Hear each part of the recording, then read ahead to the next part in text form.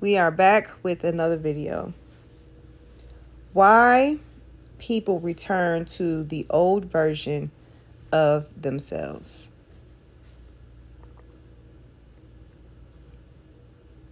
What if the reason you keep returning to old versions of yourself has nothing to do with discipline? What if the problem isn't that you're failing? What if an identity is still being rehearsed underneath the change you're trying to create? That possibility changed the way I understand transformation entirely.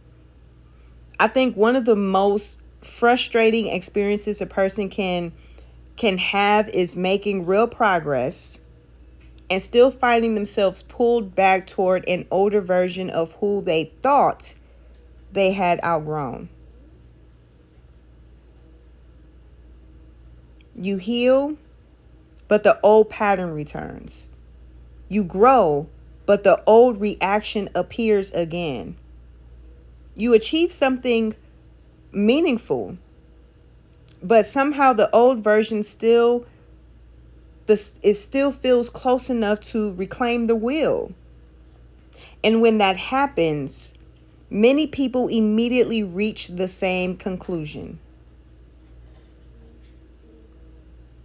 Maybe I wasn't disciplined enough. Maybe I didn't believe enough. Maybe I didn't want it badly enough. Maybe I didn't stay positive enough. Maybe I stopped doing the work. But what if that isn't the real problem? What if the real reason people return to old versions of themselves has less to do with weak desire and more to do with identity?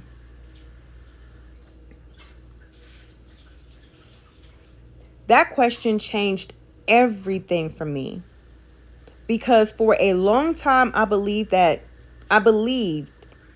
what many people believed. I thought transformation was primarily about doing more, trying harder, taking more action, using better techniques, finding the right method. And honestly, there is a reason people believe that.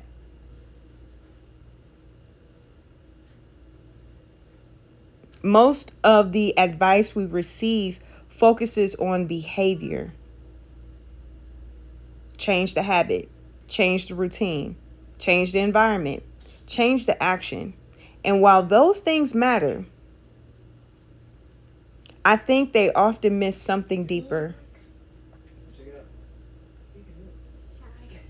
They focus on what a person is doing while overlooking who that person believes themselves to be.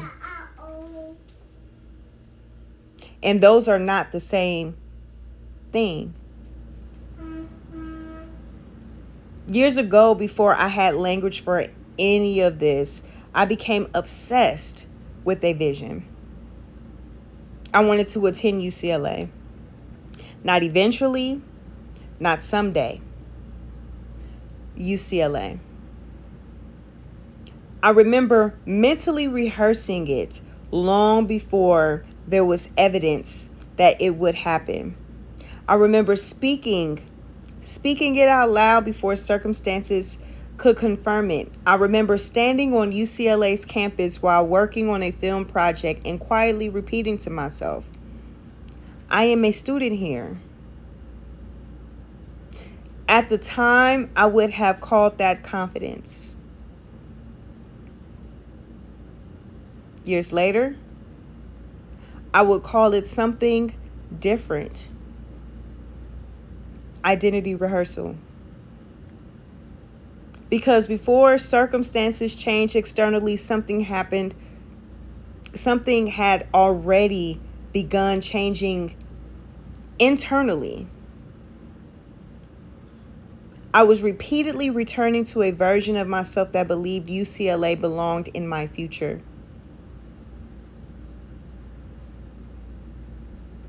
And eventually something remarkable happened.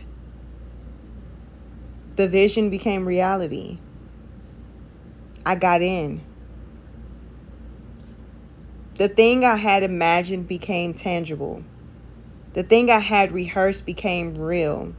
And this is where the story becomes psychologically interesting.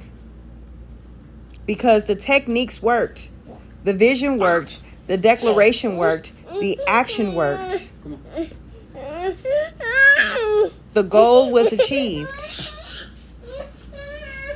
But years later, I realized there was a deeper lesson hiding underneath the success. The techniques got me there. They didn't automatically make me somebody able to sustain everything that came with getting there. That is a different problem entirely. And honestly, I think it is the problem most people never examine. Because many conversations about transformation stop at achievement. How to get the thing. How to attract the thing. How to achieve the thing. How to obtain the thing.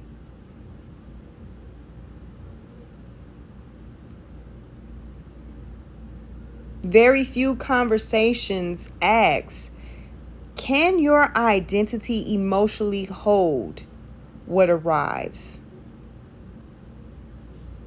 That question forced me to reconsider everything I thought I understood about change.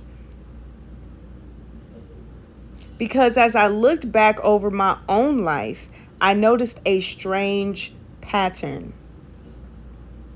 The moments when I felt most stuck were not usually moments when I lacked desire. They were moments when part of me was still organized around an older identity.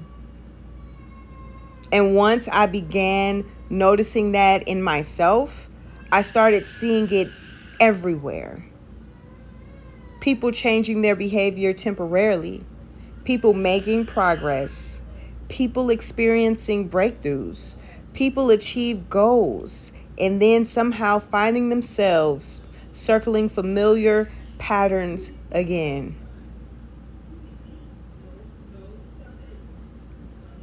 Not because they were incapable, not because they were lazy, not because they were secretly wanting to fail,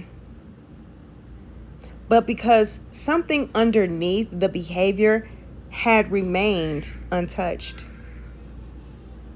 And that is where I began seeing what I now call the hidden identity loop. Not a motivational idea, not a metaphor, a structure. A loop operating underneath behavior, underneath desire, and underneath outcome. And if we want to understand why people keep returning to old versions of themselves, we have to start there. Because what many people call failure may actually be something much deeper. It may be identity restoring itself. When I say identity, I'm not talking about labels. I'm not talking about personality test. I am not talking about the bio on your social media profile. I am talking about something much deeper. I am talking about who you believe yourself to be, whether consciously or not.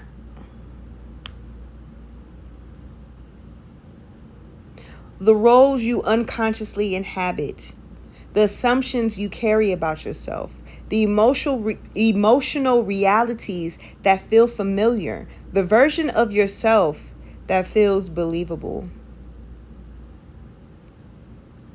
Because whether people Realize it or not, identity influences behavior constantly.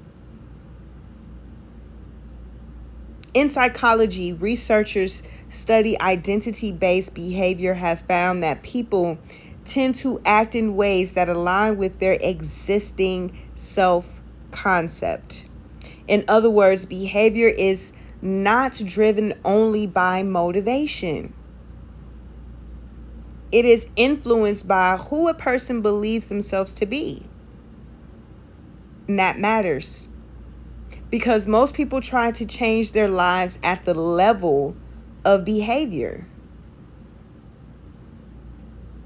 They focus on what they are doing, but behavior is often downstream from identity. This is where I began looking at a framework many people in personal development have encountered before. Be, do, have. The framework itself is not new. Versions of it have existed across personal development, achievement, and success literature for years. What became important for me was not inventing a new model. It was understanding something I felt was often missing from the conversation. Identity. More specifically, the hidden identity structures operating underneath be, do, and have. That is where my work eventually began taking its own shape, because I became less interested in how people obtain outcomes and more interested in why they struggle to sustain them. Simple, but incredibly revealing. Be is identity, who you believe yourself to be, consciously or unconsciously. Do is behavior, the thoughts, actions, habits, decisions, words, environments, and patterns that naturally emerge from that identity. And have is the result, the visible outcome, the thing people can see, the degree, the relationship, the opportunity, the business, the achievement. Most people spend almost all of their energy trying to change have or forcing do, but they never examine be. And that is where the loop begins. Because the identity influences behavior. Behavior produces outcomes. And those outcomes reinforces identity. Then the cycle repeats again and again and again. That is the hidden identity loop. And once I saw it, I could not see it. I could not stop seeing it. I saw it in my own life. I saw it in people who kept returning to relationships they swore they had outgrown. I saw it in people who repeatedly achieved success but struggled to sustain it. I saw it in people who transformed temporarily but eventually found themselves circling familiar emotional territory again. Not because they lacked intelligence. Not because they lacked potential. Because the loop remained intact. And honestly, I think this is where a lot of people become unnecessarily hard on themselves. They look at the recurring pattern and immediately conclude, I must be sabotaging myself. Maybe. But I think there is often something deeper happening, because what people call self-sabotage is something, or sometimes self restoration. The psyche returning toward what it still recognizes as self. Even if that self is painful, even if that self is limiting, even if that self is outdated, obsolete. And this is where things became deeply personal for me, because the same process that helped me mentally rehearse my way toward UCLA was operating later in my life in a different direction. That is why one sentence became unavoidable. You do not rise to the life you desire. You return to the identity you rehearse. That was true when I mentally rehearsed getting into UCLA. It was also true when hidden parts of my identity later pulled against what I had manifested. Both were rehearsal. One conscious, one unconscious. Massive difference. Because most people are aware of the identity they are trying to build. Very few are aware of the identity they are still rehearsing underneath it. And if those two identities are in conflict, eventually the tension becomes visible. That tension often shows up as inconsistency, or burnout, or repeated relationship patterns, or emotional collapse after success, or the strange feeling that no matter how much progress you make, part of you keeps getting pulled backward. Not because progress was fake, not because growth was fake, but because another identity structure is still operating underneath the surface.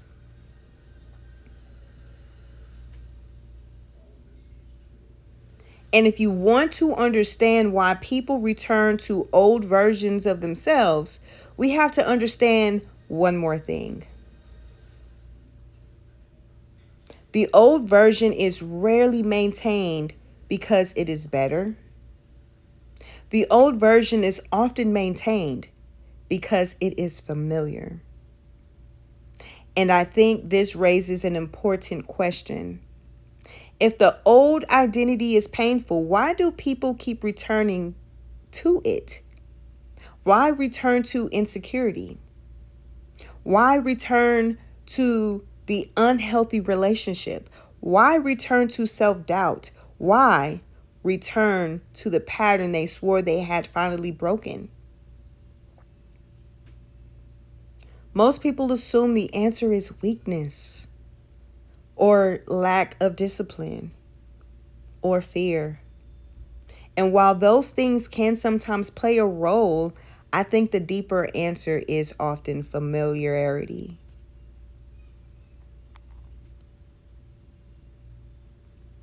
The psyche has a remarkable tendency to return toward what feels like self, even when that self is limiting, even when that self is painful, even when life is offering something larger, because familiarity often feels safer than possibility. Think about that for a moment.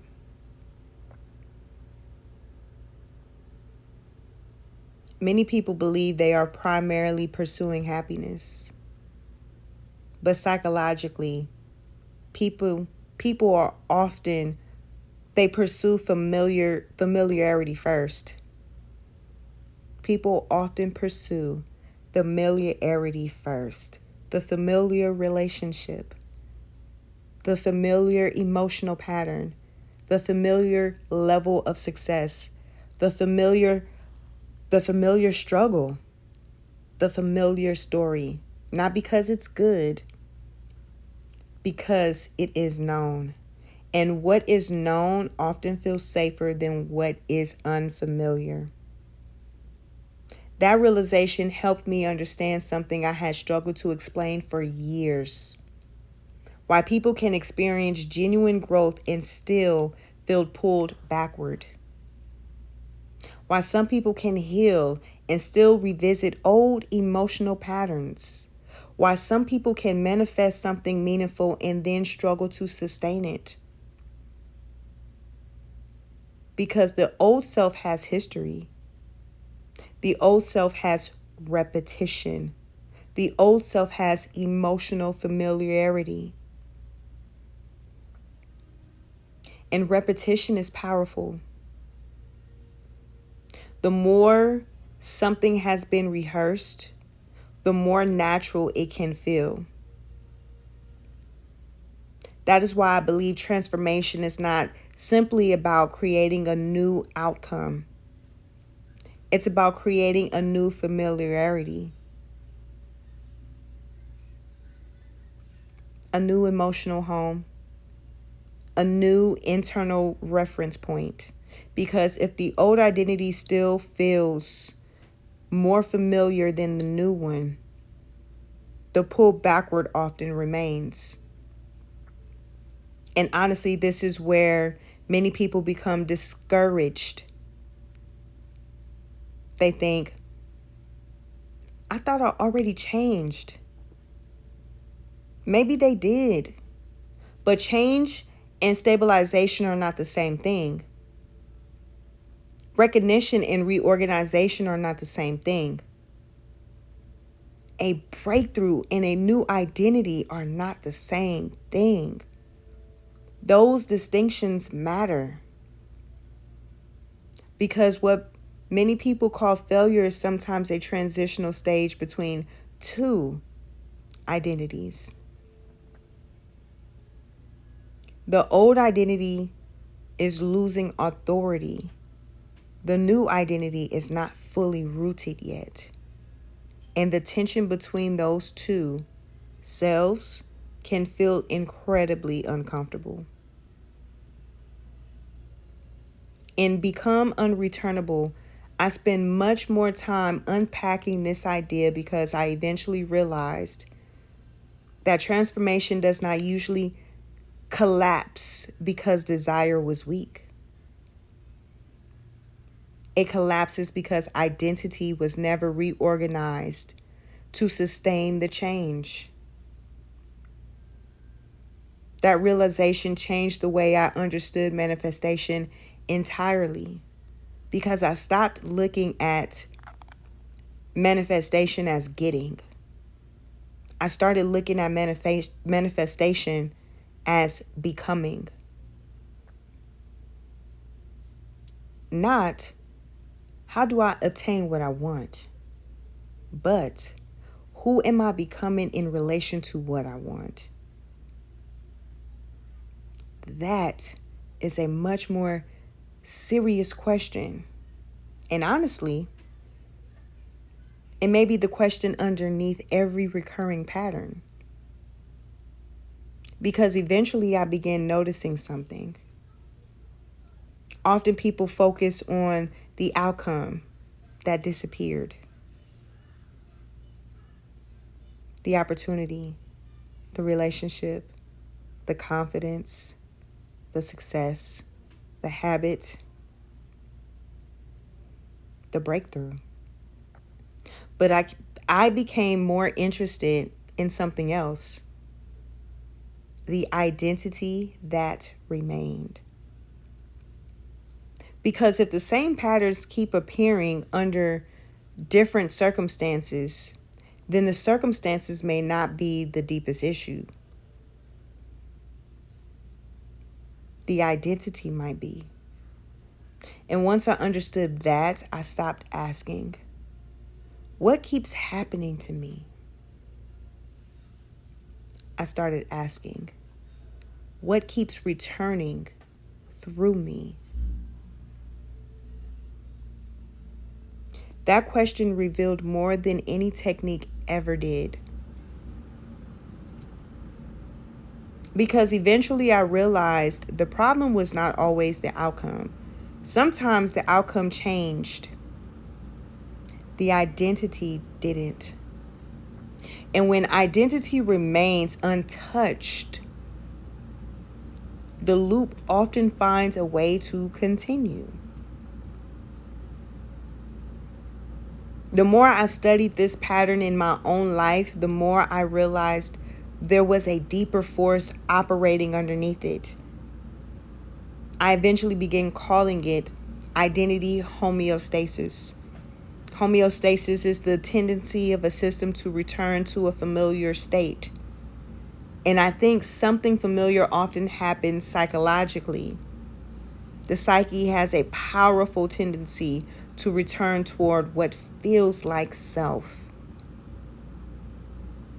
even when that self is outdated, even when that self no longer matches the future someone says they want, even when life is offering something larger. That does not mean transformation is impossible. It means transformation is often deeper than people expect, because the most people try to change their lives at the level of doing, while the being beneath the doing remains untouched. Let me repeat that. Because most people try to change their lives at the level of doing, while the being beneath the doing remains untouched. They modify the behavior. They create temporary momentum. They produce inconsistent results. Then those results reinforced old self-concept. Because the loop remains intact, they conclude the manifestation failed. The goal failed. The process failed. But often the manifestation did not fail. The identity loop restored itself. That distinction changed everything for me, because it shifted the question, not why do I keep failing, but what identity keeps getting reinforced through this pattern. That is a much more useful question. And honestly, it is where I think many people should begin. Not with judgment, not with shame, not with self-criticism, with observation. If you want to start recognizing your own hidden identity loop, do something simple. Look at the patterns that keep repeating. Not once, not twice, repeatedly. The recurring relationship dynamic, the recurring fear, the recurring excuse, the recurring emotional reaction, the recurring success that never seems to last, the recurring version of yourself that keeps showing up under pressure.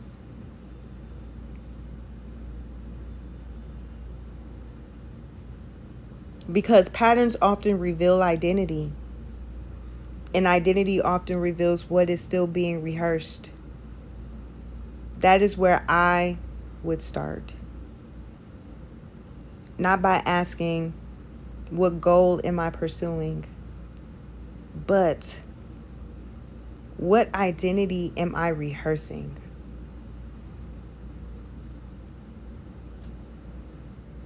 That question is uncomfortable. But it is revealing. Because whether we realize it or not, we are always rehearsing something. Through our thoughts, through our words, through our environments, through our emotional habits, through our repeated behaviors. The question is not whether rehearsal is happening. The question is what is being rehearsed. And that brings me back to the lesson that changed my life. You do not rise to the life you desire. You return to the identity you rehearse. That was true when I mentally rehearsed my way toward UCLA. It was also true when hidden parts of my identity later pulled against what I had achieved. Both were rehearsal. One conscious, one unconscious, massive difference.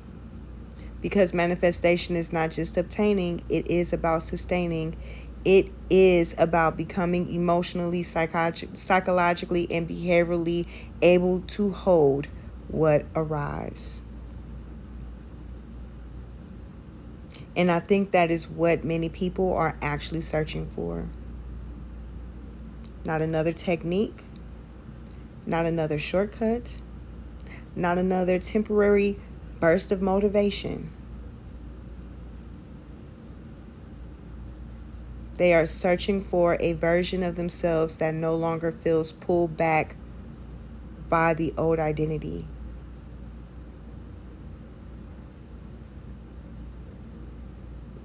That is the work. That is the hidden identity. That is the hidden loop.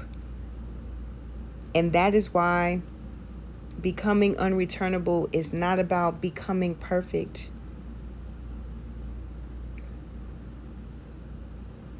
It is about becoming so rooted in a new identity that the old self no longer feels like home. That is where transformation stops being something you chase and starts becoming something you can hold. If you found this video helpful in any way, please share it with others. Please like it. Please comment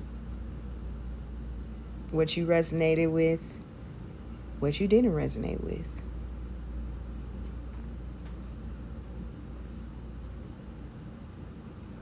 Please watch this again.